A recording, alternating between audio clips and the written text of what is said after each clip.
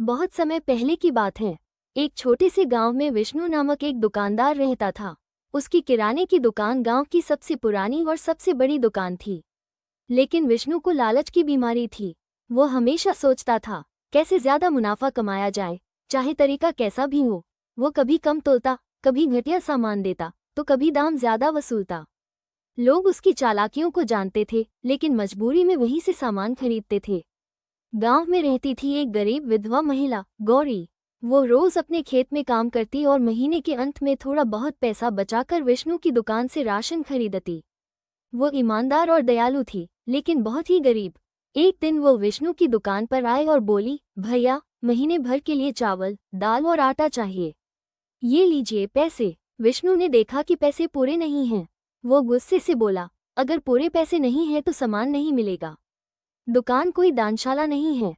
गौरी ने विनम्रता से कहा, भैया, इस बार थोड़ी मदद कर दीजिए, अगले महीने पूरा चुका दूंगी।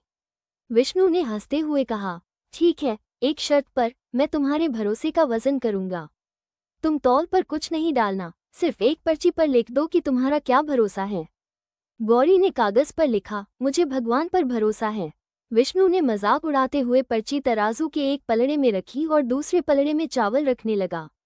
लेकिन जैसे जैसे वो चावल डालता गया, पलड़ा बराबर नहीं हुआ। उसने दाल डाली, फिर भी नहीं। आटा डाला, फिर भी तराजू हिला भी नहीं। विष्णु घबरा गया। उसने दुकान के सारे सामान तराजू में डाल दिए, फिर भी भगवान वाला पलड़ा भारी रहा। अब वो पूरी तरह चौंक गया और शर्मिंदा भी। उसने गौरी से माफी मांगी और उसे महीने भर का राशन मुफ्त में दे दिया।